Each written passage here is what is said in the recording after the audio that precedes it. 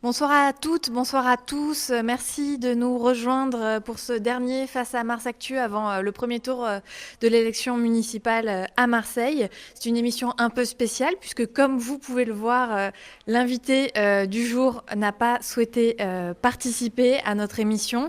Ça aurait dû être Martine Vassal, vous le savez certainement, la candidate Les Républicains, présidente du département, présidente de la métropole. Elle n'a pas souhaité venir aujourd'hui pour répondre aux questions de Mars Actu, alors que les 6 autres candidats à la mairie de Marseille ont joué le jeu jusqu'ici. On vous invite d'ailleurs à revoir les émissions précédentes. Alors, je vous rassure, je ne vais pas rester seule sur ce canapé pendant 1 heure. On va se relayer avec toute l'équipe de Mars Actu pour répondre à vos questions sur le déroulement de la campagne municipale, comment ça se passe techniquement, comment le vote se déroule, et puis quels sont les rapports de force, quel est le contexte politique. On va prendre donc ce temps qui aurait dû être consacré à Martine Vassal, à son programme, pour discuter avec vous en direct pendant plus d'1 heure. Vous allez pouvoir poser vos questions et aussi des questions sur notre travail, le travail de Mars Actu, sur nos articles, et même donc vos questions qui fâchent que Violette Artaud viendra retransmettre sur ce fauteuil, comme elle le fait chaque semaine. Voilà, donc on va démarrer. Et pour démarrer cette émission consacrée donc plus largement à la campagne, sur laquelle on attend vos questions en direct, je vais inviter Jean-Marie Le Forestier à me rejoindre. Alors, bonsoir à tous, bonsoir Isa. Bonsoir Jean-Marie. Donc on va démarrer un petit peu par les questions qu'on aurait aimé poser à la candidate Martine Vassal. On en avait préparé quand même pas mal déjà. Oui, et puis on lui invite même à venir y répondre. J'en ai en direct jusqu'à 19h30, donc pourquoi pas. La porte est ouverte. La porte est ouverte. Alors elle est fermée pour le moment, mais si on reconnaîtra Martine Vassal, donc si elle vient, promis, on lui ouvre la porte et on lui pose les questions qu'on avait prévu de lui poser. Alors, petit spoiler, si elle compte venir dans quelques minutes, quelques éléments. Alors, on voulait revenir, et on va le faire finalement dans un article à apparaître dans les prochains jours, sur la question de la bétonisation que Martine Vassal a mis un peu subitement au cœur de cette campagne électorale. On a vu fleurir des stops au béton sur un certain nombre d'affiches. Donc, on aurait voulu comprendre comment elle changeait finalement de paradigme entre 25 ans d'Ergodin et puis cette candidature. C'est une question qui serait revenue de toute façon. On avait envie de l'interroger sur son rapport au bilan municipal, une question qu'elle esquive régulièrement. On aurait aimé aussi lui parler du parc Borély qu'elle souhaite étendre jusqu'à la mer, et il y avait une manif samedi des golfeurs et des turfistes qui ne veulent surtout pas voir disparaître l'hippodrome et le practice de golf à côté du parc. On aurait voulu lui parler aussi de questions qui fâchent, comme l'utilisation des moyens de la collectivité. Des collectivités, donc on va rappeler métropole, département, des questions qu'on a aussi documentées sur Mars Actu. Donc on vous invite à aller revoir les articles. En ce moment, on peut même s'abonner pour 49 € l'année, royal. Prenez votre carte de lecteur. C'est la petite blague du moment chez nous, mais on compte bien qu'elle vous plaise et que vous vous abonniez vous aussi. Et puis vous aviez vous aussi posé des questions surtout, et c'est peut-être ce qui est le plus dommage, c'est que Martine Vassal... On avait déjà reçu énormément de questions. Voilà, sur le logement social, sur les écoles, sur le projet de Puy du Fou provençal, son projet de parc à thème local, sur le périmètre d'Euroméditerranée, voilà. Et puis je l'ai dit, beaucoup de questions sur son rapport au bilan Gaudin. C'est un terme qu'elle a du mal à accepter, d'être l'héritière, mais en tout cas c'était le sens de beaucoup de questions. Voilà, on continuera en tout cas à faire notre travail, à interroger Martine Vassal sur tous les sujets qui nous sembleront pertinents, et on espère bien avoir ses réponses, même si c'est devenu un peu compliqué là, ces dernières heures. Alors justement, on peut prendre une première question que vous nous avez posée via notre questionnaire. C'est une question de Marie-Elisabeth qui nous demande tout simplement pourquoi Martine Vassal a-t-elle refusé cette interview. Alors on n'a pas eu droit à un argumentaire très développé. On a compris que Martine Vassal estimait que Mars Actu était partial et que on ne voulait pas, l'équipe de Martine Vassal ne voulait pas que Mars Actu se serve d'elle comme d'un punching ball pendant 1 heure. Voilà, je crois que c'est pas vraiment ce qu'ont vécu les autres candidats, même si on les a un petit peu malmenés, mais a priori ils sont sortis indemnes. Surtout, ils ont tous été à la même enseigne. Et voilà. Martine Vassal n'est pas traitée différemment. C'est un peu ce qu'on a voulu nous nous rappeler dans une série d'articles qu'on a fait à la suite de son forfait, on va dire. Donc, Voilà, c'est justement ce que tu peux nous expliquer un petit peu, parce que les raisons de cette absence, nous, on tente de les décrypter, mais aussi on le lit comme un fait politique, en fait, tout simplement. C'est quelque chose, ce refus de venir participer, on l'intègre au sein d'une stratégie plus globale que tu as documentée ce matin dans un article qu'on a publié sur Mars Actu, ce qu'on a appelé la stratégie de l'esquive, en fait. Oui, une stratégie en tout cas qui est posée depuis plusieurs mois. Nous, Martine Vassal, on en a connu deux finalement, des Martine Vassal.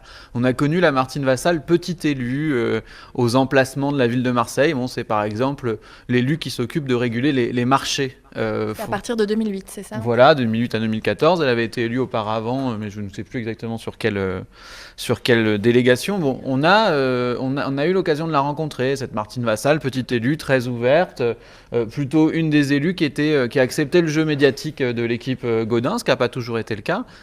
Et puis, on connaît la Martine Vassal depuis 2015, la présidente du département, où là, forte des moyens de cette collectivité, collectivité à gros budget, Martine Vassal a mis en place un plan com très important et qui a consisté essentiellement à devenir son propre média.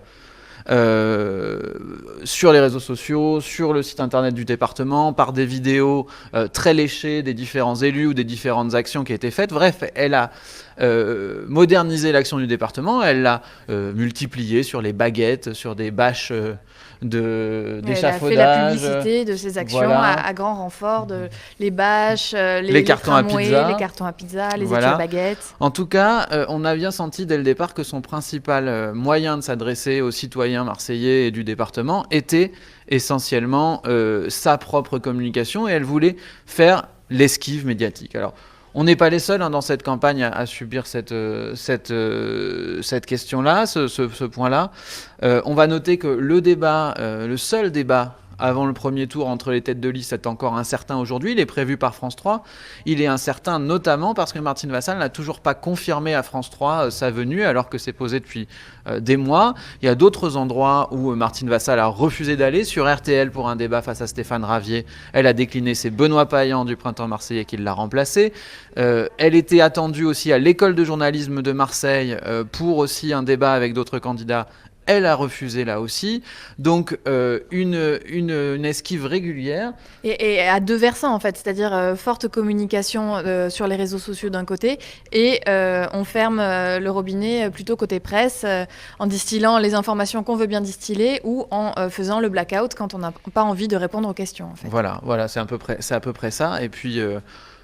nous, on va subir, je pense, un blackout un peu plus important. Là, on l'a compris aujourd'hui, c'est-à-dire que désormais, on a des fins de non-recevoir à toute demande concernant la candidature de Martine Vassal. On ne reçoit plus les communiqués de presse. Bon, on espère que ça changera. On veut continuer à faire notre travail. Nous sommes un organe d'information qui a toute légitimité. Donc, on espère que Martine Vassal reviendra à une conception de la liberté d'informer un peu plus large que ce qu'elle pratique aujourd'hui. On vous tiendra au courant de toute façon de tout ça, c'est évident. Et on continuera à suivre la campagne de Martine Vassal de façon, comme jusqu'ici, neutre et intransigeante par ailleurs. Alors, on va passer aux premières questions qu'on a récoltées et qui concernaient le déroulement de l'élection. Pour cela, on va faire venir Julien Vinzan qui va nous rejoindre. Julien qui est donc un des journalistes de la rédaction, pour parler du coup de ce mécanisme compliqué qui est celui de l'élection municipale. Bonsoir Julien. Voilà, je vais juste rappeler que moi je reçois aussi en direct les questions que vous pouvez poser sur Facebook, sur le site. Donc n'hésitez pas, si à un moment donné Julien est trop technique, ce qui lui arrive parfois, mais il fait beaucoup d'efforts. Eh bien, on compte sur vous pour nous aider à décrypter le Julien Vinzan, qui lui-même a une matière difficile, disons-le quand même ce soir. Le programme est pas facile quand même ce soir. Voilà, alors peut-être on peut commencer par une première question où on partait sur la question des sondages, c'est ça C'est ça, avec une première question, si je ne dis pas de bêtises, qui revient souvent sur pourquoi n'y a-t-il pas plus de sondages. C'est vrai que... C'est une question qui nous a notamment été posée par un certain Marc Ababou. Ouais. Alors la première réponse, c'est que pour les curieux, il y aura plusieurs sondages à venir cette semaine, donc les attentes seront enfin exaucées. On sent que ça trépigne un peu depuis plusieurs semaines, parce que le dernier sondage date de mi-janvier. Et effectivement, on l'a senti, il y a quand même une petite accoutumance au sondage. Voilà, c'est la Provence qui sortira mardi, demain mardi, un premier sondage global, puis une série de sondages par secteur. Mais c'est le seul sondage commandé, financé par ce média. Et ce qu'il faut dire, c'est que c'est pas beaucoup moins que d'habitude, puisque la Provence, il y a 6 ans, avait déjà commandé un seul sondage et les autres médias locaux n'en avaient pas financé. Donc au final, c'est pas de ce côté-là qu'il faut regarder, c'est plutôt du côté de la presse nationale. C'est-à-dire qu'en 2014, il y avait 7 autres titres. Enfin, 7 autres sondages qui avaient été financés par la presse nationale, Le Parisien, le JDD, Europe 1, etc. Et 2 par les partis, à l'époque l'UMP et Patrick Mennucci qui avait financé un sondage sur son secteur, le secteur où il était candidat. Donc en fait, c'est plutôt de là que vient l'éventuel désintérêt. Est-ce que c'est un désintérêt? Est-ce que c'est un manque de moyens financiers? Est-ce que c'est la campagne parisienne qui focalise davantage d'attention? Est-ce que c'est les gros plantages quand même des sondages de 2014 qui quand même ont donné pendant longtemps Patrick Mennucci assez largement vainqueur avant de se rétrécir, mais en tout cas le donner encore vainqueur sur certains secteurs là où il a été largement battu. Il y avait une erreur de 1-2 sur certains scores. Peut-être que ça a échaudé des médias nationaux qui se sont dit allons sur les métropoles où on apporte quand même une information un poil moins acrobatique. Voilà, ça c'est... on n'a pas posé la question, honnêtement, on n'a pas fait le tour des grandes rédactions nationales pour savoir pourquoi vous ne payez pas des sondages à Marseille. La seule chose, c'est que nous, en tout cas, on n'en finance pas et même on les commande pas, on les publie pas abondamment parce que il y a quand même de gros doutes sur l'intérêt et la fiabilité de cet instrument. C'était la question de Charles Le Téméraire que je reçois en direct. Voilà, pourquoi Mars Actu fait pas de sondage? Alors parce qu'on n'a pas de sous, on l'a dit. Et puis tu allais, pas assez en tout cas. Et puis tu allais en dire aussi un mot sur la technique. On peut peut-être rajouter sur les médias nationaux quand même que c'est aussi la lisibilité de l'élection qui n'est pas évidente, vue de Paris, 7 candidats, les familles politiques divisées, et qu'on sent bien que de manière générale, hormis Le Monde et Libération, qu'on va citer ici, parce qu'ils ont des correspondants locaux qui suivent de manière régulière la campagne, les autres médias nationaux ont beaucoup de mal à s'intéresser à Marseille sans cette campagne. Mais il y a une attente quand même, je pense qu'il y a une attente parce qu'on a vu cette drôle d'interlude entre le dernier sondage du 18 janvier et l'arrivée de celui de la Provence qui est traditionnel à une semaine, à quelques jours du scrutin. On a vu ce vide comblé par des faux sondages, des rumeurs, toute une série d'intox la plupart du temps. Et notamment certains médias sont tombés dedans, le principal étant France Info quand même, qui a dû faire une rectification. Après s'être fait taper sur les doigts par la commission des sondages. C'est ça. Parce il y avait une attente. Voilà. Un sondage a forcément un commanditaire, un institut, un échantillon, des marges d'erreur, des dates, etc., une notice déposée. C'est quand même très très encadré. C'est vrai que pendant ces quelques semaines, on a vu passer beaucoup de chiffres. Nous-mêmes, on en a eu glissé à l'oreille sur des supposés résultats de sondage. Voilà, le seul sondage estampillé pour l'instant, il date du 18 janvier et il y en a qui arrivent. Voilà, il y avait une question sur pourquoi on s'en défie aussi de ces sondages. Il y a quand même il y a beaucoup de réponses qui sont valables au niveau de tous les sondages électoraux sur est-ce que c'est vraiment un instrument fiable non pas de mesure d'un état d'esprit, etc., mais de prédiction, hein, parce que c'est ça que normalement est censé faire un sondage. C'est pas censé dire à un instant T, les gens pensent ça. C'est censé dire voilà qui va gagner. Pourtant, c'est ce que disent les sondages, une photographie de l'opinion à l'instant T. C'est ça. Ils sont quand même prudents. C'est ce qu'ils font, mais ce que tout le monde en attend, ce que tout le monde en attend, c'est qui va gagner. Est-ce qu'il repasse devant? Est-ce que machin est devant? On peut aussi parler du fait que l'élection marseillaise se passe en 8 secteurs. Voilà, il y a 8 élections à l'intérieur de l'élection. C'est ce qui va se rajouter dans le cas de Marseille, au-delà des problèmes d'échantillons, etc. C'est le fait que l'élection marseillaise est une combinaison de 8 élections et qu'avoir un sondage sur la ville comme on va en avoir un demain, ça donne un état d'esprit global sans avoir vraiment le résultat de l'élection. Ça ne correspond pas à ce qui va se faire dans les urnes dimanche, c'est-à-dire que les électeurs marseillais seront compartimentés, répartis dans 8 secteurs. Avec 8 rapports de force. 8 rapports de force, c'est-à-dire 8 élections. Donc. Effectivement, voilà. On peut avoir,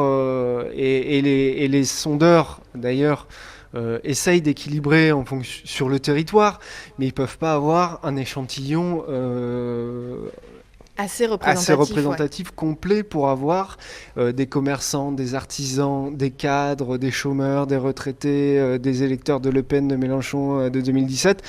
Et tout ça réparti sur les 8 secteurs à chaque fois. Ils essayent d'avoir un échantillon global, c'est déjà pas évident, mais sur les 8 secteurs, ça devient compliqué.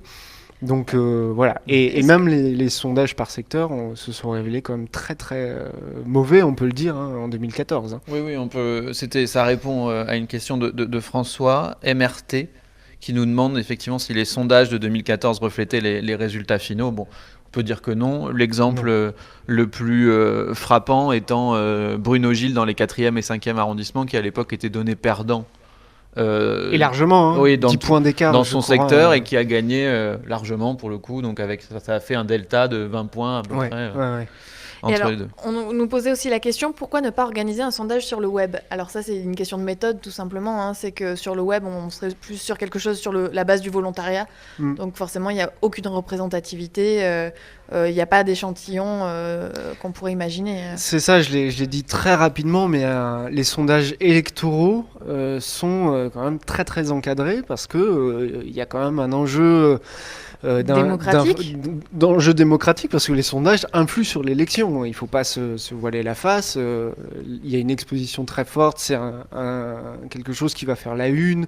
Ça façonne un peu le rapport de force préélectoral, ça met la pression sur certains, etc. Donc les sondages, on ne peut pas en faire à la petite semaine avec sa petite communauté. Alors on peut appeler ça sondage, mais il y a quand même normalement une commission qui veille et qui rappelle un peu la ligne qui est effectivement un échantillon. Il faut interroger entre 600 et 1000 personnes pour que ce soit représentatif, en regardant bien les différentes compositions. Donc on peut interroger sa communauté Twitter et se faire plaisir, mais ce sera jamais que l'avis des gens qui tournent, qui passeront par là, qui auront envie de répondre.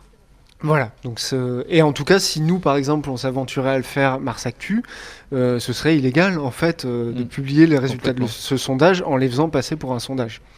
Alors on va enchaîner sur une question plus sur le déroulement de l'élection municipale. Attention, donc c'est Paola qui nous dit « Je suis étrangère, c'est la première fois que je suis de si près une élection municipale et que je vote. Je me perds un peu avec le système des 2 tours, les mairies de secteur, etc. Est-ce que vous pouvez nous faire une synthèse? Attention, alors c'est là où il va falloir spécial étranger communautaire. C'est ça. En plus, oui, parce qu'effectivement, premier élément, les étrangers de l'Union européenne peuvent voter à ces élections municipales, peuvent même être candidats. On en a sur les listes. Alors, j'en viens à mon petit tuto. Parce qu'on en a publié voilà, ça a retrouvé notamment sur notre page municipale où on a une page consacrée au tuto qui nous explique tout ça, mais vas-y pour une démonstration en direct.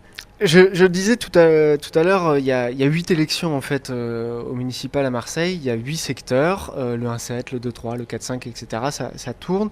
Et donc le conseil municipal qui siégera la prochaine fois sera une combinaison des gens qui auront été désignés par ces 8 élections. Ça veut dire que si on prend un cas extrême, il y a 7 listes principales qui se présentent pour la mairie de Marseille, qui ont des candidats dans tous les secteurs. Si chacun il remporte un secteur, et que le 8e a une autre liste de secteurs, bah, c'est le bazar, quoi. C'est-à-dire qu'on a 10 élus pour un tel, 10 élus pour une telle, 10 élus pour une telle. Chacun peut remporter très bien un secteur et avoir quelque chose de vraiment très panaché. Voilà, pour l'instant, Jean-Claude Gaudin, depuis 4 élections, a remporté la moitié des secteurs ou plus. Donc il y avait une forme de majorité très claire, plus ou moins claire, qui se dessinait. Donc ça permet d'être élu maire après. Mais on peut avoir un panachage de cette manière. Et par exemple, pour prendre le secteur le plus peuplé, là où il y a le plus d'élus, qui est le 13e et 14e arrondissement. Il y a 16 élus du conseil municipal. Stéphane Ravier, en remportant le 13-14 en 2014, il y a 6 ans, a envoyé, je l'ai sur ma petite fiche, si je ne dis pas de bêtises, 11 élus au conseil municipal. Bon, ça veut dire, voilà, on gagne le 13-14, c'est 10, 11, 12, 13 en fonction du score élus qu'on envoie au conseil municipal. Voilà, c'est que chaque conseil d'arrondissement envoie des conseillers municipaux donc au conseil municipal central à la mairie du Vieux-Port. C'est ça, en fonction du résultat de l'élection, on va avoir une dizaine, en gros, une dizaine de conseillers municipaux pour celui qui remporte un secteur. Ça varie entre 6 entre 6 et 12 à peu près. Voilà, c'est... Ouais. Donc le résultat est la combinaison de ce rapport de force sur les 8 secteurs. Alors passons à ce qui se passe dans l'entre-deux-tours. Alors, l'entre-deux-tours, c'est effectivement ce qui... parce que là, les 8 secteurs, pour l'instant, vous votez dans un seul secteur, jusqu'à preuve du contraire. Donc voilà, dimanche, dans l'isoloir, ce qui se passera, vous aurez les candidats, une liste de secteurs, enfin plusieurs listes de secteurs, et ils feront un score. Et c'est en fonction de ce score-là qu'il pourra y avoir des fusions, etc. Donc pour l'instant, il y a deux grandes barres à retenir. C'est qu'il faut faire 10% pour se qualifier au second tour, quoi qu'il arrive. On peut se maintenir, on est qualifié, après on fait ce qu'on veut. Et il faut faire 5% au moins pour pouvoir fusionner, c'est-à-dire aller... S'allier, c'est ça. S'allier à quelqu'un qui aura fait 10%. On peut pas... plusieurs listes qui ont fait 5% peuvent pas s'allier en disant qu'elles ont fait à elles toutes 15%. Il faut se raccrocher à quelqu'un qui aura fait plus de 10%. Donc ça permet d'engager des négociations. Et ensuite, on peut avoir plusieurs listes qui font 10%, qui s'allient. On peut se retirer aussi. Il y aura probablement une grosse pression dans les secteurs où le Rassemblement national sera haut, où il y a un risque d'élection, une grosse pression pour que les listes qui ont fait y compris 10% se retirent. Mais voilà, il faut 10% pour avoir toutes les cartes en main et 5% pour pouvoir négocier un ralliement. Et ensuite, on panache les listes. Voilà, après ça, c'est une négociation qui se passe dans un temps très court, puisque c'est le mardi après-midi, si je ne dis pas de bêtises, qu'on doit avoir déposé les listes pour le second tour. Voilà, donc mardi 17, on saura qui est candidat au second tour dans chaque secteur. Et c'est entre ces listes-là qu'on reprendra les conseillers municipaux. Les listes qui ne passeront pas ce cap n'auront pas de conseillers municipaux du tout. Voilà, oui, pour être très clair. Je sais pas disparaît complètement. Si Paola nous suit encore, mais on espère. Tu as une question en direct ? Alors j'ai une question en direct, mais qui est honnêtement, si l'un de vous deux a la réponse, c'est moi qui paye les croissants demain matin. Parce que là, c'est Regard Neutre qui nous demande, en pleine épidémie, le risque sanitaire encouru par les personnes âgées et les personnes vulnérables, qui va rendre prudentes les familles, peut faire grossir l'abstention. Aussi, est-ce que le coronavirus ne va pas opérer de facto un rééquilibrage en affaiblissant les bastions électoraux? Voilà, je vous la pose. Alors, on ne peut pas savoir, hein, puisqu'on ne peut pas prévoir la psychose, l'inquiétude, etc. Par contre, ce qu'on peut glisser comme information, c'est qu'à Aix, la mairie a mis en place tout un système sanitaire pour garantir aux électeurs que les bureaux de vote seront sains. Et notamment, ils ont commandé plein de stylos pour qu'il n'y ait pas besoin d'utiliser le même stylo que l'assesseur d'à côté. Enfin, et en tout cas, voilà, la mairie d'Aix a annoncé ça. Je ne sais pas encore si à Marseille ce sera le cas aussi. Il y aura sûrement des mesures, mais on peut peut-être ajouter aussi quand même qu'il y a pour le coup des sondages qui commencent à dire que des gens sont prêts à renoncer à exercer leur droit de vote au niveau national. Au niveau national, voilà, pour éviter de devoir aller dans un lieu qui sera fréquenté sur une journée par un millier de personnes à peu près, en tout cas à Marseille. Donc on verra ce que ça peut donner, mais effectivement on ne peut pas prévoir. Et puis préciser aussi que beaucoup de meetings ont été annulés cette semaine. C'est ça. Voilà, dont ce soir, le meeting de Bruno Gilles au Silo. Demain, celui du printemps marseillais. Voilà. Je reviens sur une question, Julien. C'est Émile qui nous demande si c'est 10% des inscrits pour être au deuxième tour. Non, c'est 10% des exprimés. Donc le score au soir du premier tour. C'est ça, ouais. C'est simple pour le coup, facile à trouver. Ouais, les inscrits, c'est des vieilles règles pour les législatives, les cantonales, où on peut se maintenir. Là, c'est vraiment quelle part des voix exprimées, des bulletins qu'on a dépouillés. Alors, peut-être juste un point, parce que je l'ai pas dit, et c'est quand même un point important, c'est que l'élection du maire, qui aura lieu donc après le scrutin, dans la semaine qui suit. Hein, oui, c'est ça, il y a jusqu'au dimanche, de ce que j'ai compris. C'est 51 élus au départ pour être élus. Donc voilà, c'est un petit peu... 50 élus sur combien? Sur 101. Donc voilà, la majorité, elle est à 51. Donc ça, c'est un peu... Est-ce que ça a été fait exprès quand même, 51, la majorité à Marseille? Je pense que ça date de la loi PLM de Gaston Defferre, 82, donc je sais pas si à l'époque il y a eu un historien qui déjà. peut nous préciser ça. Mais voilà, ce qu'espère chacun des candidats, c'est avoir cette barre de 51.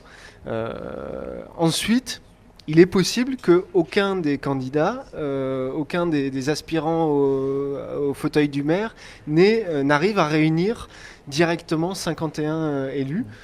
Parce que, comme je disais, il peut y avoir une répartition assez importante des secteurs en fonction des listes. Et donc là, soit il y aura une alliance entre deux candidats qui se disent j'ai fait 30, toi t'as fait 21, ça tombe bien, accordons-nous. Ou bien il y aura un maire minoritaire, c'est-à-dire qu'au bout d'un moment, il faut bien quelqu'un, et donc on prend celui qui fait le plus de voix. Et donc après, il se débrouille pour faire passer les décisions qu'il doit faire passer, trouver une Pendant majorité. 6 ans. Pendant 6 ans, bon courage. Voilà. C'est jamais arrivé pour l'instant. Hein, ça... Et à chaque fois, les exégèses de l'élection, on regarde en se disant ça pourrait être le moment où ça va devenir compliqué, cette histoire électorale quand même très particulière. Pour l'instant, c'est pas arrivé. Il y a toujours eu une franche majorité... Parfois un peu ric-rac, Jean-Claude Gaudin a fait 2008-2014 avec une voix d'avance. Il a réussi à tenir. Il faut bien tenir son équipe. C'est ça. Voilà, pour l'instant, on n'est jamais passé en dessous de la barre fatidique. Donc ça, ce sera une question. Est-ce qu'on aura un maire ou une maire en majorité relative pendant 6 ans? Alors, dernière question qu'on avait sur le déroulé de cette élection, une question de Degnaud Jean-Philippe, je crois, sur l'impact de l'élection municipale sur les élections à la métropole. Comment ça se passe, puisqu'on vote ce dimanche, à la fois pour les élections municipales et pour la métropole? C'est ça. Alors, je prends mon autre fiche, mais...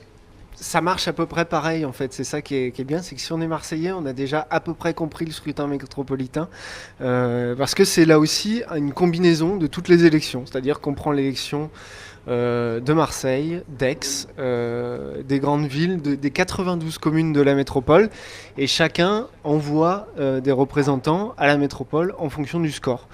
Et la grosse différence par rapport au scrutin marseillais, là où les secteurs c'est à peu près équilibré, là on a des énormes disparités, c'est-à-dire que Marseille c'est 102 représentants, donc grosso modo, ceux qui gagnent l'élection à Marseille, c'est une soixantaine, 50, 60, 70 élus à la métropole. Aix, 17. Ensuite, on a quelques communes qui en ont entre 2 et 5. Et derrière, c'est le maire. Ça s'arrête là. On a à peu près 80 communes où c'est le maire qui siège. Donc, on a quelques villes. On a un club assez fermé de villes où il y a quelques élus.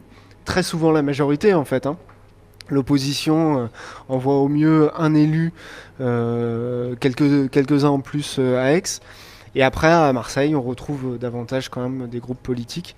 Donc, et donc, on aura le même fonctionnement, c'est-à-dire qu'en fonction des résultats, on aura là, ils sont 240, il y a du monde. Et les 240, il faudra qu'ils trouvent ou bien quelqu'un à la majorité, ou bien ensuite une majorité relative. Et là, c'est pas les groupes. On aura un mix entre groupes politiques et puis aixois et marseillais, notamment, Avec les qui tensions sont qui les traversent deux la gros métropole. bastions. Voilà, on aura une élection du ou de la présidente de la métropole. Et ce qu'on peut dire, c'est que concrètement, dans les jours qui viennent, on va recevoir les bulletins de vote. Donc là, on va recevoir dans des enveloppes Kraft, comme à chaque fois, les bulletins. On aura une grande liste qui sera la liste des conseillers d'arrondissement potentiels et des conseillers municipaux pour les premiers. Et à côté, une liste de conseillers métropolitains qui seront classés dans le même ordre que la liste d'à côté, mais ils ne seront pas tous dedans. Donc on aura comme ça une vision des deux élections, en plus de l'élection du conseil d'arrondissement, sur le même bulletin de vote. Donc on n'aura pas le choix de voter écolo à la métropole et les républicains à la mairie. Ça n'existe pas. Alors, poursuivons parce que le temps tourne sur des questions plus budget de campagne. Alors, on est toujours sur la question de l'organisation du scrutin. Julien, tu peux rester avec nous un petit peu pour compléter ce que nous dira Jean-Marie. 2-3 cerveaux seront utiles. A-t-on une idée des budgets de campagne des différents candidats ? Comment l'affichage ultra dominant dans le temps et comment l'affichage ultra dominant dans le temps comme dans l'espace peut-il être financé, sachant que cette question vise une candidate en particulier. Toujours la même, désolé. Voilà. Et on a une autre question de quelqu'un qui nous demande la même chose. Je voudrais connaître le coût de l'affichage. Et comment tout est rémunéré, les couleurs sont rémunérées, comment est-ce que ça se passe, comment s'organisent les comptes de campagne de chaque candidat, Jean-Marie ? Alors, ça fait beaucoup de questions. Ce qu'on peut dire, c'est qu'il y a toute une série de choses auxquelles on n'a pas la réponse. Moi, je ne dirais pas ce soir comment les colleurs d'affiches sont rémunérés. La doxa, c'est de dire que personne n'est rémunéré pour coller des affiches. C'est de dire que c'est le militantisme, l'envie de faire gagner sa candidate qui pousse des colleurs d'affiches bénévoles, parfois aussi des candidats qui eux-mêmes mettent la main sur le pinceau et dans la colle. On en a vu. Voilà, on en a vu. Donc voilà. Après, est-ce que y a des rémunérations parallèles ? C'est arrivé. Sur cette élection-là, moi, j'ai pas d'éléments. Je peux dire que sur d'autres élections, clairement, il y a des gens qui ont touché de l'argent pour coller des affiches. Et c'est arrivé dans un nombre important de familles politiques. Après, ce qu'on peut dire sur l'élection municipale marseillaise, c'est que c'est beaucoup d'argent qui peut être mis en jeu. La préfecture, pour les plus curieux, nous a offert un tableau des budgets de campagne. Elle l'a publié sur son site. Combien on peut dépenser ? Il y a un plafond. Voilà, il y a un plafond fixé par l'État. On est sur, pour une liste qui serait présente aux 2 tours, on est sur 1,35 million d'euros. Ce qui est énorme. Qui est le plafond qu'on peut dépenser. Voilà. Si on est présent qu'au premier tour, c'est 890 000 euros, à peu près. Donc, ça fait quand même beaucoup d'argent pour payer des affiches, des tracts, des apéros aux habitants. C'est plusieurs fois le budget de Mars Actu, on peut le dire, sans fausse. Facilement. Sur une élection. Largement. Mais en fait, tous les candidats ne vont pas dépenser la même chose, qu'il faut avoir le budget pour le faire. Et puis, l'État n'incite pas particulièrement à aller jusqu'à ce plafond d'1,3 million, parce que elle a mis en place une règle de remboursement qui n'est valable que jusqu'à environ la moitié de ce plafond. C'est-à-dire que vous pouvez dépenser 650 000 euros à peu près, et cela, si vous faites 5%, ils seront remboursés par l'État. Au-dessus, c'est pour votre pomme. Donc, de toute façon, par l'État, donc par l'impôt. Au-dessus, c'est pour votre pomme, donc c'est pas forcément évident de trouver les donateurs pour financer une campagne à fond perdu. Donc c'est pour ça que certaines campagnes choisissent de rester à semi-plafond pour que personne ne risque de perdre de l'argent dans cette histoire. Je crois de ce que j'ai entendu des intéressés, c'est le cas au Printemps Marseillais, par exemple. Donc c'est le cas aussi à Debout Marseille, la candidature écologiste de Sébastien Barle. Je crois que c'est le cas aussi chez Bruno Gilles. Donc on peut avoir comme ça des différences. Chez Martine Vassal, c'est une règle un peu différente, c'est que tous les élus potentiels au conseil municipal doivent apporter 15 000 € dans la campagne pour la financer. Il y a des règles si on est adjoint d'arrondissement C'est des règles propres à ce parti. Voilà, c'est des règles de voilà. financement. Mais ça amène des fonds privés dans une campagne qui ne seront pas forcément remboursés, qui viennent s'ajouter au plafond légal dont je parlais tout à l'heure de remboursement, qui lui pourra être abondé par des emprunts. Alors il faut trouver la banque qui vous fasse confiance. Vaut mieux être un parti loin de la cessation de paiement, par exemple, ce qui est peut-être le cas du Front National dans pas longtemps. Mais voilà, il faut trouver la banque qui vous finance. Et donc, dans ces cas-là, il y a des emprunts à court terme qui sont contractés par les candidats eux-mêmes dans le cadre de chaque élection. Et ce qu'on peut dire, c'est que tout ça, après l'élection, va être passé au peigne fin par la commission électorale. Oui, parce que effectivement, la commission des comptes de la campagne. commission des comptes de campagne et des financements politiques, son rôle va être de contrôler l'usage de l'argent public qui a été fait de l'argent dans la campagne. Si soit ils estiment que toutes les dépenses n'ont pas été indiquées dans le compte et qu'ils en rajoutent et que ça dépasse la somme qui devait être investie au maximum, c'est le cas par exemple de fonds publics qui auraient pu être injectés dans une campagne. Au hasard, eh bien, si ça dépasse la somme, le compte de campagne ne donne pas lieu à remboursement. On dit ça a dépassé le plafond, on rembourse rien. Et ensuite, on envoie devant la justice, à ce moment-là, le compte, ce qu'on a trouvé comme irrégularité, et à ce moment-là, la justice décide ou pas de rendre inéligible le candidat qui aurait dépassé la somme maximale qu'il pouvait investir. Mmh. Voilà comment ça se passe dans les grandes lignes. Après, les détails sont... Est-ce qu'on a des questions là-dessus ou on poursuit ? On commence à prendre pas mal de retard sur ce qu'on s'était fixé. Oui, non, mais pour l'instant, on n'est pas sur ce sujet-là. Alors, Julien, on va te libérer pour le moment. Je crois que tu reviens plus tard dans l'émission. Merci. À tout à l'heure. Alors, on va poursuivre sur des questions un peu plus politiques politiciennes, parce qu'on peut trouver 1000 sens à ce mot. Des questions qu'on a collectées en amont. On peut commencer par une question à laquelle je vais répondre, mais tu pourras m'aider, Jean-Marie, de Claire, c'est toi, c'est la Claire Lesbros, je ne sais pas. J'aimerais connaître les principaux points de désaccord qui font que M. Barle n'a pas rejoint le Printemps Marseillais. Alors, je me suis fait ma petite fiche. Voilà, elle est là. Alors, M. Barle, Sébastien Barle, militant écologiste de longue date, est aujourd'hui tête de liste pour la liste Debout Marseille, liste écologiste et citoyenne. Pourtant, il y a un an de ça, il disait à qui voulait l'entendre et à travers plusieurs communiqués, lettres, manifestes, qu'il fallait faire l'union à gauche pour remporter la ville. Et puis au final, il a travaillé au début à cette union. Premier appel paru dans Libération au printemps. On a plusieurs partis qui signent, des gens du Parti Socialiste, des gens du Parti Communiste, et donc pas mal de gens d'Europe Écologie Les Verts notamment, et des citoyens en plus. Tous ces gens-là travaillent ensemble et font un appel pour dire qu'ils se préparent à partir ensemble à l'élection.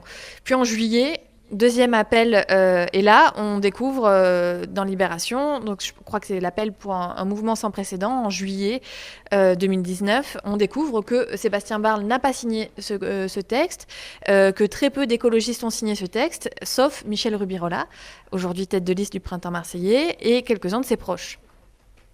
Donc la rupture, elle s'est faite progressivement entre les écologistes et le projet d'union à gauche.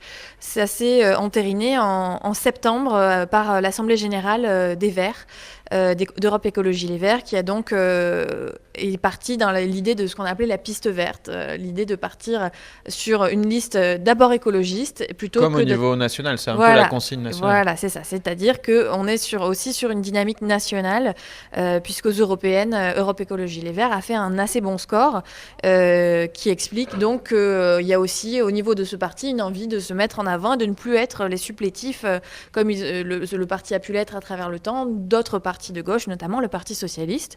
Alors, pour Sébastien Barle, les arguments qu'il a développés, encore quand on l'a invité sur ce canapé il y a quelques semaines, vous pouvez retrouver évidemment l'interview sur le site, sur Facebook. Il nous a réexpliqué ça de nouveau. Alors au début, on avait la question de la présence des représentants des quartiers populaires qui était mise en avant. Et ce qui s'explique un petit peu aujourd'hui par le fait qu'on retrouve des membres du Pacte démocratique, ce mouvement des quartiers populaires qui sont donc présents, quelques-uns sur ces listes, et puis l'alliance qui est faite dans le 13-14. Par ailleurs, ce que mettait en avant Sébastien Barle et puis son équipe, c'était le manque de transparence au sein du mouvement sans précédent qui est devenu ensuite le Printemps marseillais, le manque de transparence, de démocratie interne, et puis la mainmise de certains partis, le PC, le PS, dans les directions que prenait le mouvement. C'est ça les arguments de Sébastien Barle, qui a toujours dit de toute façon on se retrouve au second tour. C'est un pari. Il pense aussi qu'aujourd'hui, il y a une forte vague pour l'écologie, et il estime que là-dessus, il pourra peut-être capitaliser pour arriver plus fort ensuite au moment de fusionner.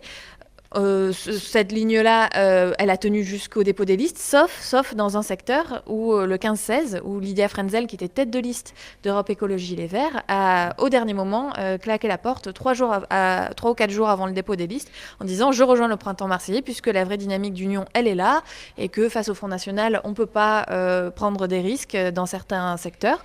Ceci dit, si la tête de liste est partie avec quelques colistiers, Sébastien Barle et sa liste a maintenu une liste dans ce secteur, le 15e et 16e arrondissement. On te posait la question, parce que c'est toi qui suis le plus la gauche, on te posait la question, c'est Yves Bonnor qui te demandait comment le printemps marseillais, Debout Marseille, donc la liste de Sébastien Barle, et éventuellement Samia Ghali, pouvait s'accorder au second tour. Alors tu as commencé à y répondre, il demandait est-ce que vous pouvez anticiper ça ?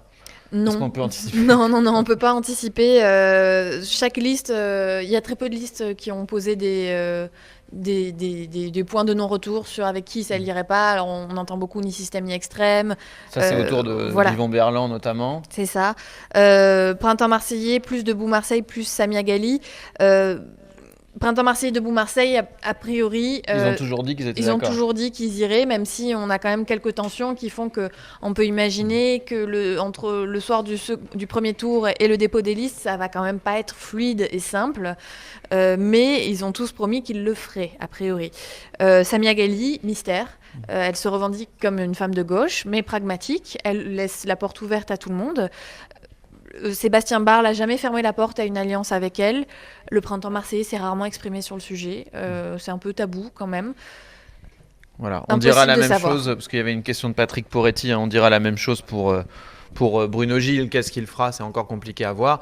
Plus ça va, plus une alliance avec Martine Vassal semble très compliquée. Le divorce est vraiment consommé entre les deux candidats de droite.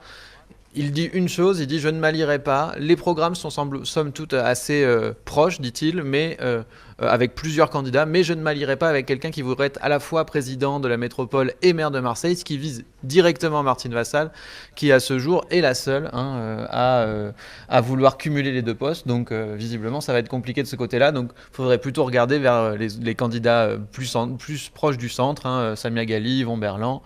Et peut-être même Sébastien Barle, à voir ce que dira Bruno Gilles au soir du premier tour, et s'il est celui qui devra se décider sur la fusion, s'il n'est pas le mieux classé que les autres. J'ai un certain nombre de questions, Lisa. On vous encourage à continuer à poser vos questions en direct, bien sûr. Voilà, on a des questions, je les vois arriver là en ce moment. Alors, vous nous parlez d'un article de Capital sur Michel Rubirola qui vient de sortir. Autant vous dire qu'on ne va pas se prononcer là-dessus pour le moment. À l'instant ? Oui, à l'instant. D'accord. Donc, on n'a pas les éléments, nous, en direct. On va pas prendre 5 minutes pour couper le live et lire l'article. Donc, pour l'instant, on vous laisse aller le lire si ça vous intéresse.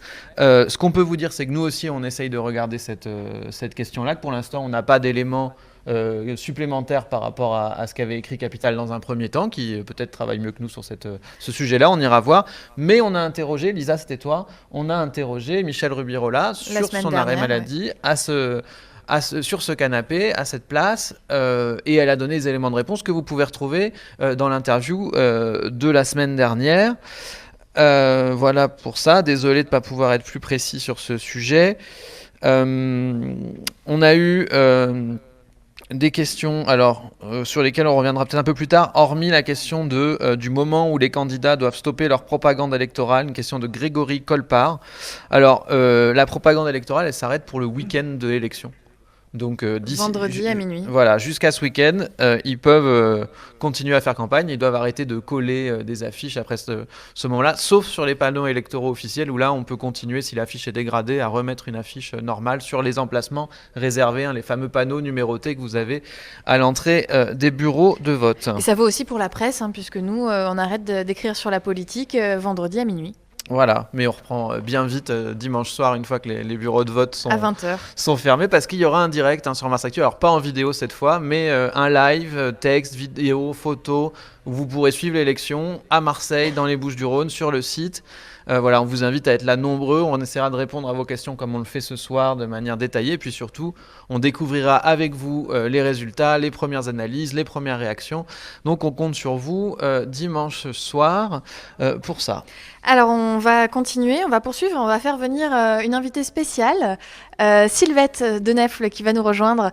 Alors pour présenter un petit peu Sylvette, bonsoir, installez-vous ici, et le micro est là. Bonsoir. Alors pour présenter Sylvette, vous êtes d'abord lectrice de Mars Actu, vous êtes ce qu'on appelle une Mars actrice, c'est-à-dire que vous faites partie des lecteurs actionnaires de Mars Actu, mais c'est pas pour ça qu'on vous invite, c'est aussi vous êtes sociologue par ailleurs, et vous nous avez fait la demande au début de ce cycle d'émissions de pouvoir assister à chacune des émissions de Face à Mars Actu qu'on a fait au cours des 7 dernières semaines. Et oui, 7. Voilà, donc vous avez assisté et vous avez pris des notes et publié ces notes sur l'Agora de Mars Actu, qui est notre espace de libre expression. Donc on vous a proposé ce soir de venir nous raconter dans cette émission un peu spéciale. On prend le temps de faire le bilan, de débriefer. Vous, ce que vous avez retenu de ces 6 émissions, puisque c'est la dernière. Et j'aimerais savoir, moi, qu'est-ce que vous avez découvert en assistant à ces émissions ?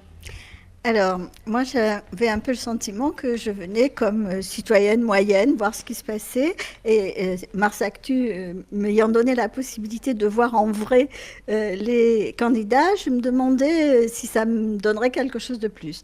Et ça m'a donné quelque chose de plus de les voir en vrai. Bon, on est rassurés que ça serve au moins à ça. Quand voilà, même. Ça donne un ça m'a petit plus. servi à ça. J'ai vu des personnes, j'ai vu leurs faiblesses, j'ai vu leurs ressorts, en tout cas j'ai interprété ceux que je trouvais exprimant plus leur ambition personnelle, ceux qui avaient l'air d'avoir plus d'intérêt pour Marseille, d'autres qui ont plus d'intérêt pour leur propre carrière, etc. Des noms. C'est forcément ce qu'on va nous demander. J'anticipe, mais je suis sûre que ça va venir. Oui. Alors, je dirais d'abord, avant de donner des noms, je dirais que il y a une chose qui m'a déçue pour à peu près l'ensemble des candidats. J'ai pas trouvé de vision politique pour Marseille. Et c'est pauvre, c'est incroyablement pauvre. J'étais très étonnée parce que Marseille, c'est une grande ville et on pourrait penser que c'est des personnalités de premier plan qui candidataient pour gérer cette ville, pour porter des politiques pour cette ville. Et franchement, j'ai pas trouvé de vision politique pour la ville. peut-être Martine Vassal, j'ai rien Voilà, on le vu. saura pas. Mais alors, qu'est-ce que j'ai vu? J'ai vu qu'ils disaient tous la même chose. À un moment donné, je me suis dit, mais si on interchangeait les programmes en les anonymisant, je ne suis pas sûre qu'on saurait à qui est ce programme plutôt que tel autre. C'est ce que disent beaucoup de candidats, d'ailleurs. Ils disent on a tous le même programme. Bruno Gilles, c'est sûr, ils sont tous le même Yvan programme. Berland, Martine Vassal, on arrive souvent à dire, bon, vous savez, il n'y a pas beaucoup de différence, mais il y a une question de style, de façon de gouverner, de capacité. Bon, alors ça, je ne suis pas très convaincue.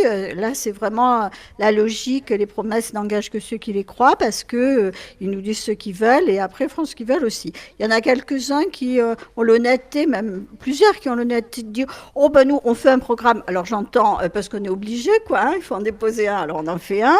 Mais on verra parce que d'abord, le plus gros problème, c'est le bilan. C'est qu'est-ce qu'on va trouver. Alors là, c'est vraiment l'épouvantail. Ils sont pratiquement tous d'accord et Martine Vassal a l'air d'être d'accord avec les autres aussi là-dessus. C'est épouvantable, quoi. Marseille, c'est des dettes, c'est des immeubles qui s'écroulent, c'est des embouteillages partout, c'est des poubelles partout, etc. C'est épouvantable. Donc, et en plus, ils n'auront pas d'argent. Le constat est partagé globalement. Voilà, tout le monde est d'accord. Donc, du coup, ils disent tous qu'ils vont nettoyer, qu'ils vont arranger les mobilités, bien que ça dépend de la métropole, qu'ils vont essayer de faire quelque chose pour les écoles, pour les logements et pour l'écologie. Et comme c'est l'esprit du temps, tout le monde veut faire de la participation. Alors franchement, ça m'amuse. Il se trouve par ailleurs... C'est quoi le regard de la sociologue là-dessus? C'est que vous connaissez bien le sujet en tant que chercheuse. Je suis spécialiste de ces questions en tant que chercheuse. Alors là, franchement, ça m'amuse beaucoup.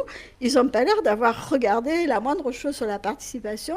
La participation, c'est on va vous demander votre avis, n'importe comment, n'importe où, n'importe quand, sans structure, sans rien du tout, quasiment sans structure. Bon, on va peut-être vous donner de l'information aussi si on est gentil. Puis après, tout ça, on verra avec le temps ce que ça devient. Ça, c'est ce qu'on constate aujourd'hui sur les dispositifs actuels de participation. C'est ce qu'il y a dans les programmes, sur les programmes, oui.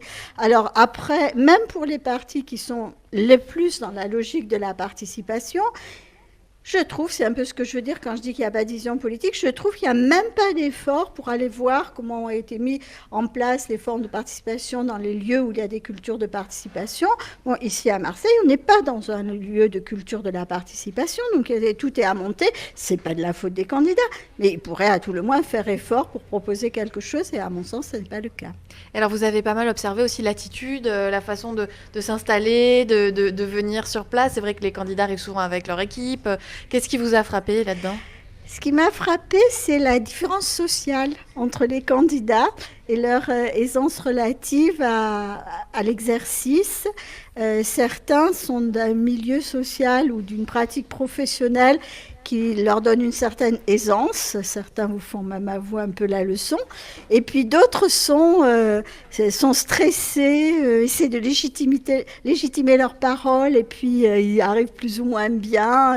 Et ça se voit, c'est amusant, ça se voit dès l'entrée, avant même que ça commence. Je percevais leur stress plus ou moins important. Alors, est-ce qu'on peut dire un peu qui est dans quelle case par exemple, je trouvais que Stéphane Ravier et Samia Ghali étaient tout à fait dans la position on est illégitime, mais on va vous montrer qu'on est légitime, quoi. C'était vraiment frappant. Et pourtant, ils sont sénateurs tous les deux, c'est pas on se demande comment ont été faites les élections sénatoriales. Voilà, c'est les élus que nous avons nous-mêmes élus qui, à leur tour, ont élu des sénateurs.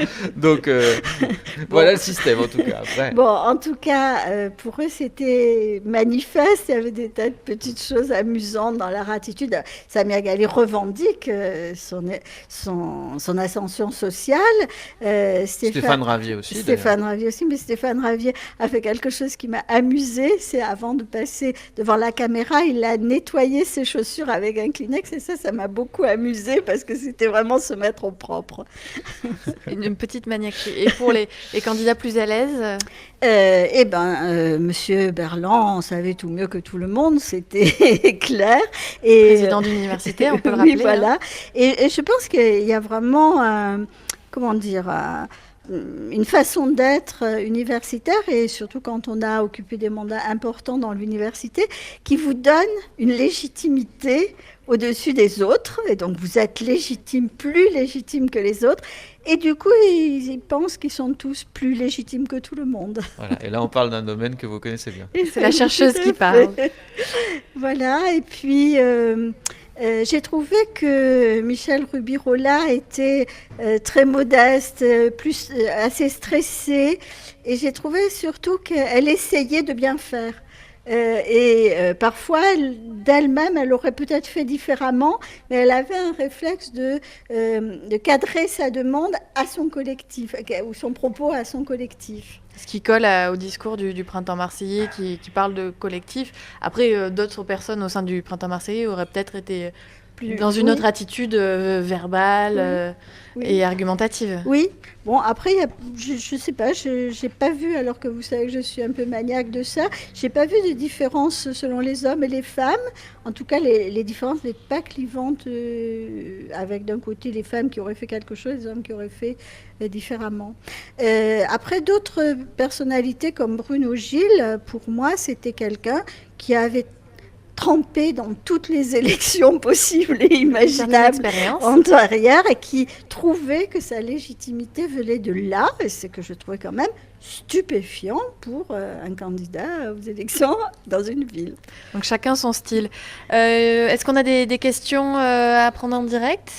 Sur cette thématique-là, non, je n'ai pas. Genre, je retrace un petit peu ce que j'ai, mais on va libérer Sylvette. On va libérer Sylvette. Merci beaucoup de nous avoir fait ce retour. Moi, j'ai apprécié le travail des journalistes de Mars Actu. Merci. On a fait de notre mieux. Merci beaucoup Sylvette pour ce petit bilan de Face à Mars Actu, bilan subjectif et en même temps argumenté. Hein. On va rappeler Julien qui va revenir pour répondre à une nouvelle question chiffre. Une question donc de Jean-Bernard de Sérou qui nous parle de combien ça coûte un programme et comment on le chiffre. La question c'est une question énervée. Hein. Marseille est en faillite financière, nos candidats continuent de promettre comme si tout était ouvert et possible. Et j'ai un complément de Jean Sanson, le président d'Anticor 13, qui nous dit « Je me trompe ou pas un seul candidat n'a parlé du cataclysmique rapport de la CRC, celui qui parlait du mur de la dette de la ville de Marseille. Hein. » Donc voilà, deux questions qui se complètent. Voilà, comment on chiffre un programme et qui a fait l'effort de sortir la calculette pour ces propositions ? Alors, une fois n'est pas coutume, j'anticipe un peu sur ce qu'on a écrit, parce que c'est un article qui est pas encore paru sur Mars Actu, probablement pour la fin de la semaine, mais c'est vrai que ça fait plusieurs semaines que je regarde un petit peu, que je sonde ces questions financières auprès des candidats. Ce qu'on peut dire sur la partie, pour répondre à Jean Sanson, ils en parlent tous, de la CRC, quasiment tous en fait. La Chambre régionale des comptes. C'est une des manières de savoir qui se situe dans l'opposition et qui se situe dans une forme de continuité, c'est-à-dire que y en a certains comme Yvon Berland qui disent c'est simple, en fait on prend le programme de la CRC, on l'applique.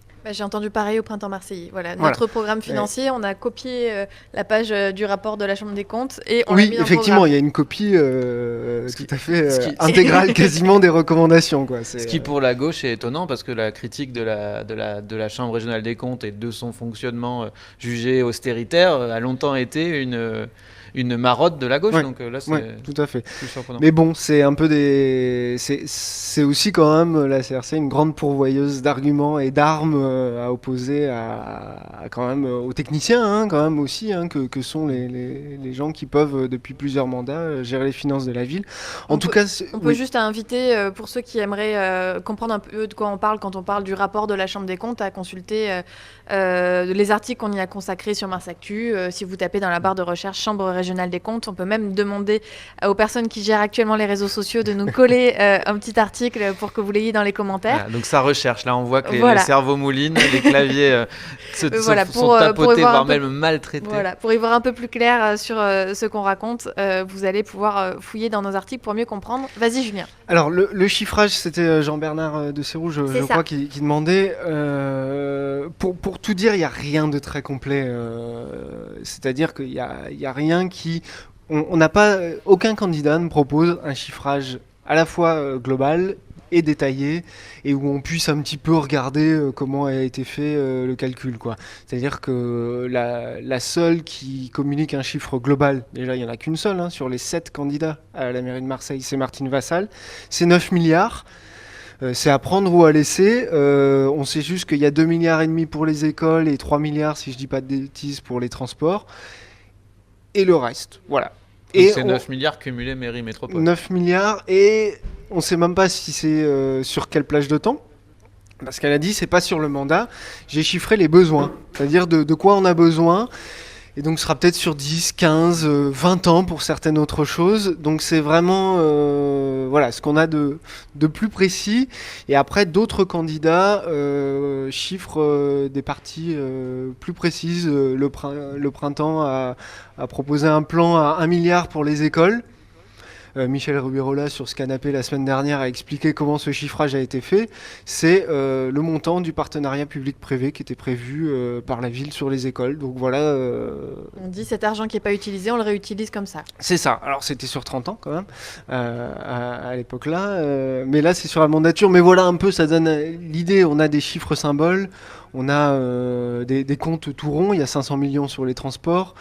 C'est à peu près ce qu'on a. Sur les autres candidats, on trouve pas grand-chose, y compris Yvon Berland qui joue la carte quand même du sérieux, du gestionnaire. Yvon Berland, il dit j'attends de voir l'état des comptes et puis après je fais des promesses. C'est quelque chose qu'on retrouve chez pas mal de candidats. Ça ressort beaucoup quand même, l'opacité des comptes. C'est l'argument aussi des Verts, beaucoup.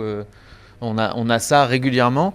Et ce qu'on a aussi quand même, c'est là où c'est peut-être le plus facile entre guillemets pour les candidats, c'est de dire mais on va réorganiser, et en réorganisant on va faire des économies, ça nous permettra de réinvestir. C'est ça. Alors pour anticiper un peu sur mon article, c'est vrai que moi je commence à avoir un peu listé toute une série de méthodes, de réponses, de comment on fait pour mettre en exergue, mettre en application ce programme, parce que quand même la question, même si c'est pas chiffré, on se rend bien compte que tout ça est quand même assez inflationniste, qu'il y a quand même, on aligne quand même beaucoup de projets, beaucoup d'équipements, en faisant le constat qu'il y a beaucoup d'urgences, bien sûr, que le quotidien demande beaucoup.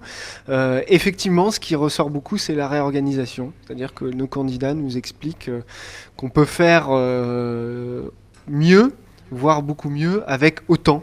C'est-à-dire que réaffecter dans certains services, on ne sait pas à quoi ils servent, etc. Les fiches de poste ne sont pas claires. Même l'administration n'est pas tellement au travail parce que y a une forme de délitement qui s'est installée. Donc voilà, il y a une forme de ressources qui seraient trouvées dans les 12 000 agents qui existent déjà. En fait, il n'y a pas besoin d'en recruter. Voilà, c'est un peu le principal argument qui nous on a aussi l'argument de il faut aller chercher l'argent, les fonds européens pas utilisés. Alors, est-ce que c'est de l'enfumage ou il y a un fond de vérité, une possibilité de débloquer des nouveaux fonds ? Alors ça, effectivement, statistiquement, la ville de Marseille touche peu de projets européens. C'est clair. On en trouve un peu plus au niveau de la métropole quand même. Ça, c'est souvent la limite des critiques qui sont faites à la ville de Marseille, c'est que la métropole est allée quand même chercher sur des gros projets, notamment de transport, des emprunts de la Banque européenne d'investissement. On parle parfois de plusieurs centaines de millions d'euros. Donc voilà, il y a eu à des moments quand même des fonds européens qui sont venus. C'est pareil du point de vue de l'État. Effectivement, on attend de l'État un rééquilibrage par rapport à Paris notamment, par rapport à Lyon. Voilà, ça permet d'éviter de faire face brutalement au mur de la dette qui arrive, qui est quand même... on l'a documenté aussi. Voilà, on l'a documenté. Pour faire simple, la ville investit à peu près 200 millions d'euros par an. Elle rembourse en même temps à peu près 200 millions d'euros par an de dette. Donc ça veut dire que c'est équivalent en termes de dépenses. Donc ce poids de la dette, il est considérable. Et effectivement, il peut à un moment donné devenir vraiment très handicapant. Mais ça veut dire qu'on emprunte pour payer l'emprunt et investir en plus. À un moment, ouais. À un moment, on va en arriver là dans les prochaines années. Donc tous ces chiffres de programme, c'est difficile d'y voir clair et personne joue vraiment la transparence puisque on attend de voir en fait. C'est ça la conclusion. Oui, et puis on a effectivement des arguments plus ou moins bons, hein. Le fait de ne pas avoir de vue claire sur les finances de la ville, ça peut en être un. Le fait que tout ça se négocie avec l'État, avec le conseil départemental et effectivement aussi. Après, on peut quand même noter que le chiffrage, il n'est pas si compliqué que ça à faire. En tout cas, quand on prétend gérer une ville comme Marseille. Par exemple, recruter 500 policiers municipaux, comme le proposent beaucoup de candidats, ça peut se chiffrer sur une année pleine. On sait qu'un emploi de policier municipal, c'est plusieurs dizaines de milliers d'euros par an. Certains disent à peu près 10 millions pour 100 policiers. Enfin voilà, c'est des chiffrages qui ne sont pas impossibles. Les écoles, c'est pareil. On sait que construire une école à peu près en ce moment d'une dizaine de classes, c'est 10 millions d'euros. Enfin voilà, il y a des possibilités. Il y en a certains qui le font, hein. D'ailleurs, l'Institut Montaigne, qui est réputation très libérale, Un mais think tank. voilà, on dit. un think tank libéral. Alors voilà, le petit cours de prononciation d'anglais, Lisa, c'était gratuit. Ouais, non, c'était une Non, proposition de c'était- vocabulaire. C'était simplement pour reprendre l'expression. Le fait de manière assez détaillée sur les grandes métropoles, au-delà de leur positionnement politique, c'est fait de manière assez transparente. C'est ça qui est intéressant, c'est-à-dire qu'ils expliquent comment ils font leur chiffrage, quelle est la marge d'appréciation aussi qu'ils se laissent, hein, de 1 à 5, ils mettent un degré de pertinence, ils vont voir les comptes de la ville. Voilà, c'est un travail de fourmis qu'ils font. C'est un travail qu'on fait un petit peu, nous, à Mars Actu, et qu'on va proposer dans les jours à venir sur des papiers plus thématiques. Mais c'est vrai qu'on peut quand même s'étonner d'une forme d'impréparation, de flou. De frilosité, peut-être. Ouais. De prudence. À voir. Oui, ou peut-être qu'ils considèrent que ça se joue pas là, y compris même qu'on n'est pas à la dizaine de millions d'euros près. Là, on est pour l'instant au milliard d'euros près, hein. C'est quand même on est sur c'est large. ce Et puis niveau-là. quand on écoute les candidats, et c'est peut-être la conclusion de tout ça, c'est une élection, il faut avoir un programme parce qu'il en faut un, mais c'est pas là-dessus que ça se gagne. C'est ce qu'on nous répète très régulièrement. Ça se gagne sur autre chose. Et donc finalement, cette question, ils estiment que ça intéresse finalement une part assez négligeable de l'électorat et que c'est aussi pour ça qu'ils n'y consacrent pas un temps exponentiel important. non plus, quoi. Merci Julien pour cet éclairage chiffre. On va te laisser repartir et on va prendre peut-être quelques questions en direct. Oui, à la volée, il y a 2 questions de Pierre-Jean Descartes et de P6, c'est un pseudonyme évidemment, sur la surveillance des bureaux de vote, sur la façon dont ça se passe.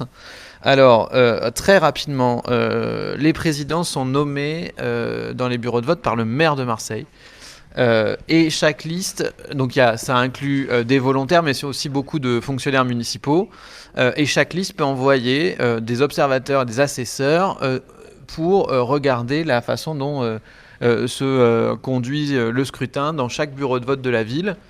Voilà ce qu'on peut en dire. Donc normalement, les listes sont en mesure de surveiller. Je crois qu'elles avaient jusqu'à ce soir pour désigner leurs observateurs dans l'ensemble des bureaux de vote. Donc là maintenant, on saura assez rapidement qui aura ou pas des personnes pour surveiller le scrutin et dans quel bureau ils les auront.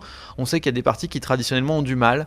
Vendredi soir, j'étais au meeting du Front National et on a fait le compte-rendu sur Mars Actu. À la sortie du meeting, Stéphane Ravier et ses colistiers étaient avec des listings et prenaient encore des cartes d'identité, les noms des gens pour pouvoir les envoyer surveiller des bureaux de vote en leur nom. Donc on voit bien à la fois la peur de se faire voler un scrutin, entre guillemets, et la difficulté pour certains partis de recruter. Quand on dit la peur de se faire voler un scrutin, c'est la peur de la triche. Hein, De la triche, voilà. Tout simplement. Du bourrage d'urne. Voilà, il y a quelques techniques. Il y a eu aussi des épisodes compliqués, hein, à Félix Piat notamment, lors des Le dernières... fameux bureau qui sera très scruté cette année encore. Voilà. Jusqu'en 2017, hein, pour les législatives, on avait eu des plaintes, des bagarres, de la violence physique. Pour un score qui au final je crois a été invalidé. Hein. Alors Pour là, ce j'ai bureau-là, plus je crois. Je crois. Alors il y a 2 bureaux à Félix Piat, je sais plus comment ça se passe, mais voilà. Et effectivement, il y a certains quartiers où on connaît on connaît le passé de triche. On verra si le présent sera le même dimanche. Autre question, ouais. Alors. on avait une question qui aurait été très bien pour Julien de Thomas. Est-ce que Monsieur Gaudin sera inquiété juridiquement de laisser une ville avec une dette aussi énorme ? La réponse est non. La libre administration des collectivités territoriales fait que le maire gère son budget comme il l'entend.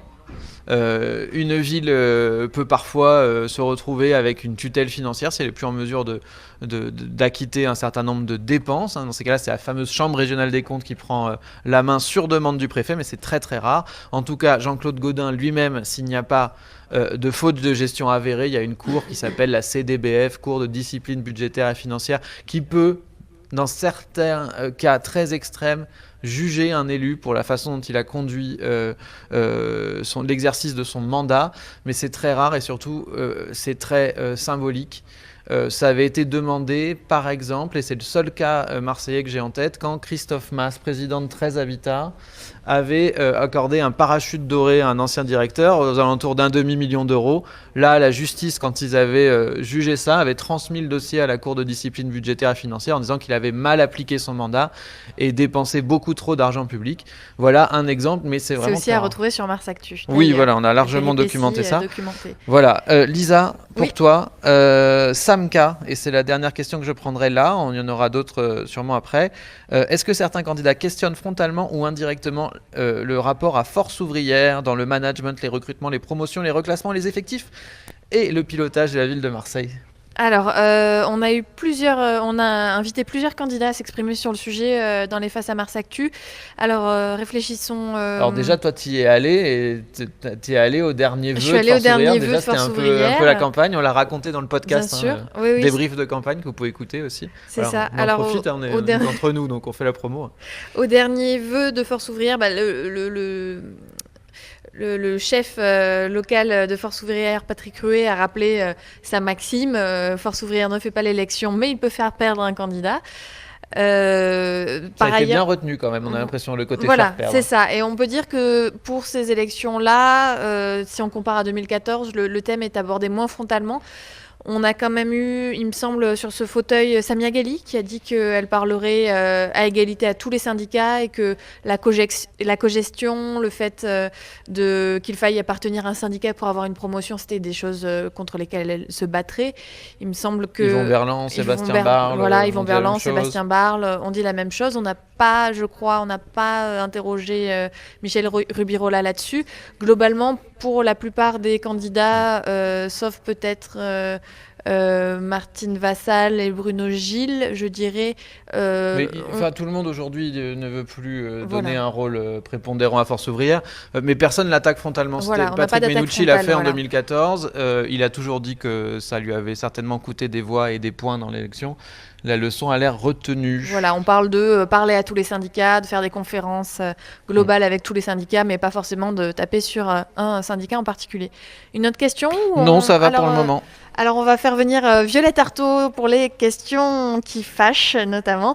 Voilà, passage obligé, dernier passage de ce Face à Mars Actu. Violette, est-ce que tu as des questions qui fâchent au sujet de Mars Actu ? Alors, donc, on vous a proposé de poser des questions qui fâchent à Mars Actu. Je me suis engagée à les relayer. Bon, c'est un peu schizophrène, mais un peu d'autodérision ne fait pas de mal non plus.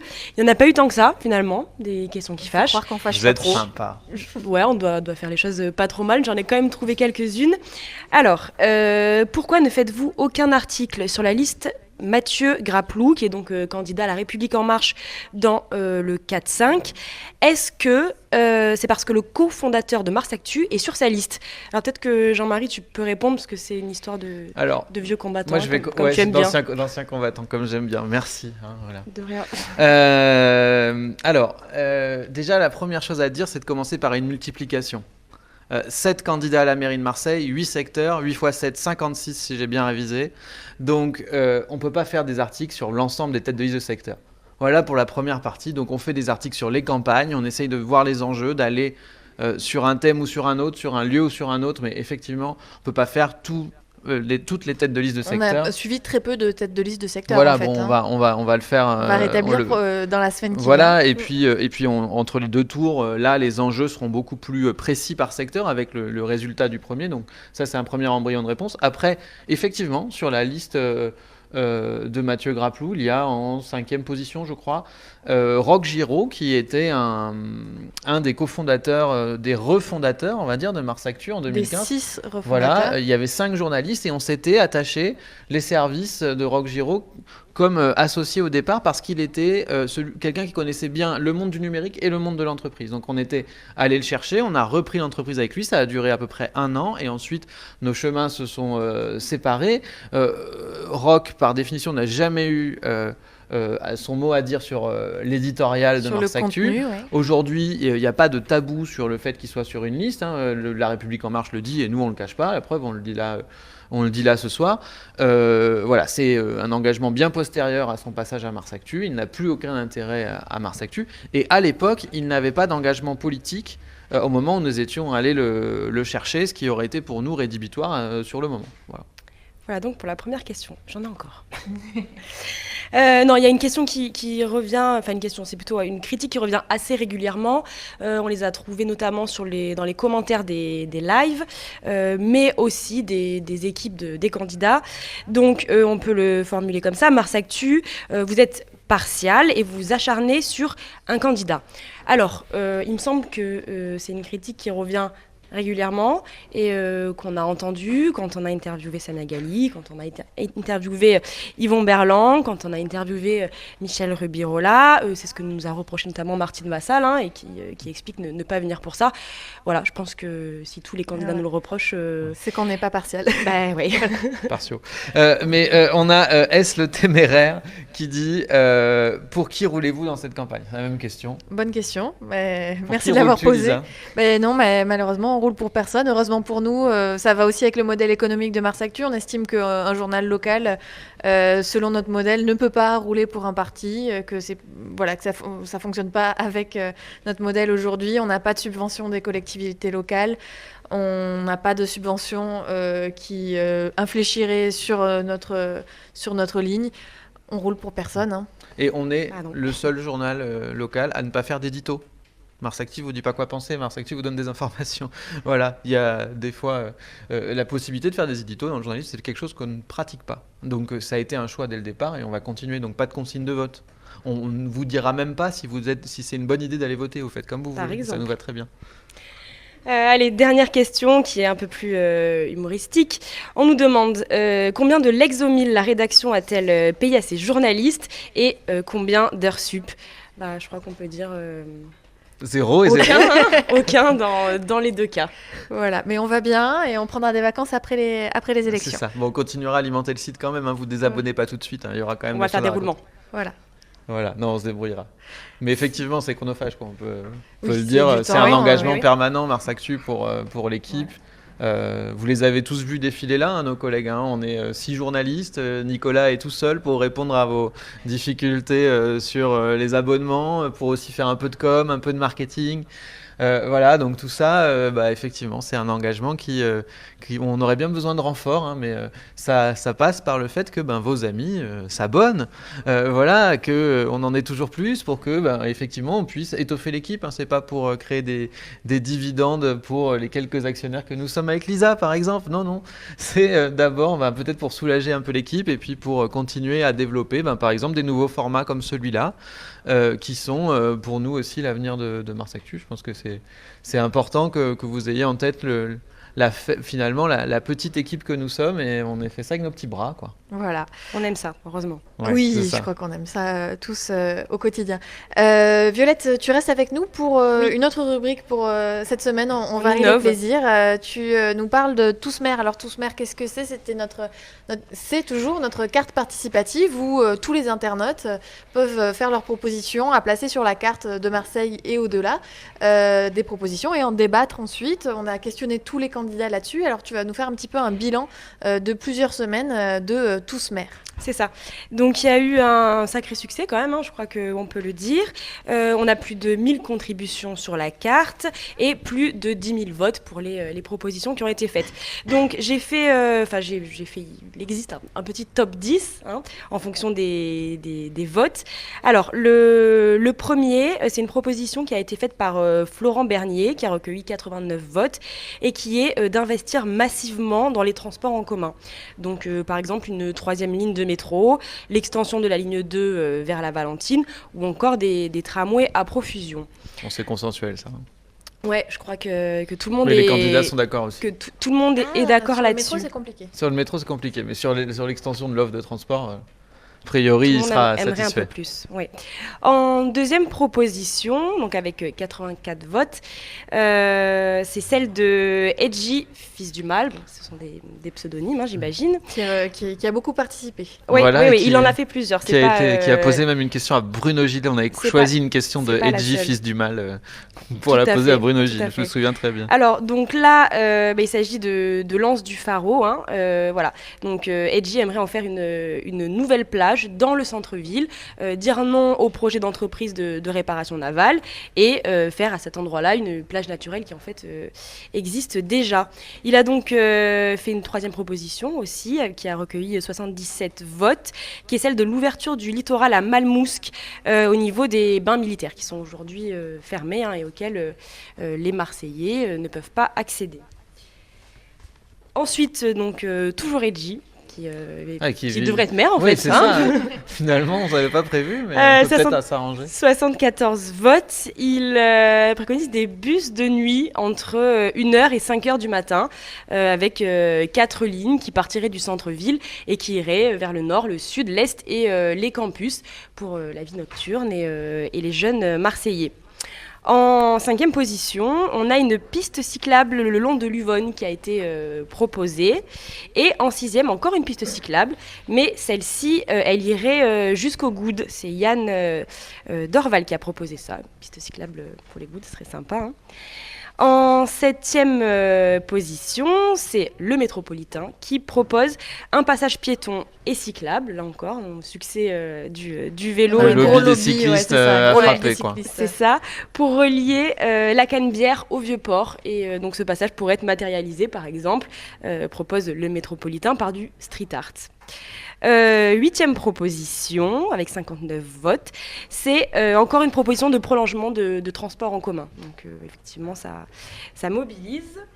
En 9e, on a Florent Bernier qui propose de finir le glacis de Norman Foster, qui est donc l'architecte, hein, qui a lifté le Vieux-Port. Et le glacis, c'était prévu que ce soit un talus de verdure, donc au bout du port. C'est plus classe, glacis, que t'as lu. Oui, oui, c'est vrai. Je comprends pas cette expression, mais Glacis, oui, je comprends pas. eh ben, disons but. Disons hein, un talus. Lui dit glacis, mais en tout cas voilà, un talus, une butte de verdure à la sortie du port. Et enfin, 10e proposition qui nous vient d'un internaute qui s'appelle Plein Soleil, qui propose un cinéma plein air l'été qu'on pourra installer place Jean Jaurès, donc alias La Plaine. Ce qui existe déjà d'ailleurs à certaines Oui, à à certains certaines endroits, mais pas encore, occasions, là, ce serait au cours tout le temps. Julien, juste à côté, pas quand même. Voilà. Donc, Mais bon, c'est là, un déplacement du grand écran quand même. bon, bah, avec la nouvelle plaine qui devrait être livrée fin 2020, normalement, qui sait si ce sera entendu. En tout cas, c'est 10 principales propositions donc qu'on transmet du coup naturellement aux équipes de campagne et puis qu'on mettra en forme d'une façon ou d'une autre pour que tout ça ne reste pas lettre morte. C'est ce qu'on a fait un peu aussi en ressortant là au début de l'année les propositions de 2014 pour voir qu'est-ce qui avait évolué, qu'est-ce qui était resté. Donc merci beaucoup Violette d'avoir fait le porte-parole pour ces propositions-là. Est-ce qu'on prend une dernière question ou on a fait Écoute, le on est tour bon, je crois qu'on a fait répondu le aux tour. questions qui étaient là. Bon, mais je crois qu'il nous reste donc à clore cette dernière émission de Face à Mars Actu. Merci beaucoup Jean-Marie d'avoir Merci à co-animé toi, Lisa. avec moi aujourd'hui. Voilà, c'est un cycle en tout cas qu'on a eu plaisir à vous proposer. C'était nouveau pour nous. Enfin, il y avait déjà eu des émissions Mars Actu, mais le live était une nouveauté. On espère que ça vous a intéressé. On espère que ça a participé au débat démocratique en vue de ces élections. En tout cas, voilà, si vous appréciez notre travail, la meilleure solution pour nous soutenir, Jean-Marie l'a dit, c'est de s'abonner. Il y a plein d'offres promo en ce moment. Tu peux peut-être nous dire lesquelles. 49 € l'année, c'est ça le plus important Voilà. en ce Prenez moment. votre carte Voilà. de lecteur. Voilà, en plus on a travaillé le jeu de mots, ça se récompense quand même, donc c'est le moment de le dire. Prenez votre carte de lecteur, dites-le à vos amis, dites-le à vos ennemis, parce que peut-être que du coup ils finiront par être d'accord avec vous, dites-le à vos proches, en tout cas voilà, surtout faites vivre un journal indépendant, sans publicité, sans subvention des collectivités locales. On ne le dira jamais assez. C'est pour ça qu'on est là et c'est ce qui nous fait vivre. Voilà, en tout cas, la rédaction reste sur le pont à 100% jusqu'au premier tour et puis jusqu'à la fin des élections, bien sûr. Alors, on peut aussi vous annoncer que vendredi, samedi et dimanche, le site sera entièrement ouvert. Alors, ça ne vous empêche pas de vous abonner, bien sûr, Voilà. mais c'est une façon aussi de vous faire découvrir et de faire découvrir à vos proches, à vos ennemis, à vos amis, une fois encore, tous les contenus qu'on a préparés pour cette élection et plus encore depuis plusieurs années. Voilà, donc tout le site en accès libre vendredi, samedi, dimanche. Et puis évidemment, dimanche soir, on sera en direct pour transmettre les résultats, les analyses, les événements, tous les rassemblements qui seront liés aux élections. Et donc, on sera avec vous. On espère que vous serez aussi avec nous pour commenter en direct sur le site de Mars Actu. Voilà, je crois qu'on peut juste vous remercier de nous avoir suivis remercier ce soir. aussi Synapse qui a réalisé tous ces lives et qui nous a été d'un concours particulièrement précieux. Remercier aussi Aglaé et Sidonie qui nous a accueillis dans ce beau décor de la rue Beauvau. Voilà, merci à eux pour leur concours, pour la réussite de ces émissions. Merci Voilà. Lisa aussi. Et puis merci à tous pour vos questions qui nous ont bien fait réfléchir, qui ont permis de questionner les candidats, de les mettre parfois en difficulté, de nous mettre en difficulté aussi. Donc merci à tous pour ces belles soirées qu'on a partagées ensemble et qu'on espère partager bientôt aussi ensemble. Bonne soirée. Bonne soirée.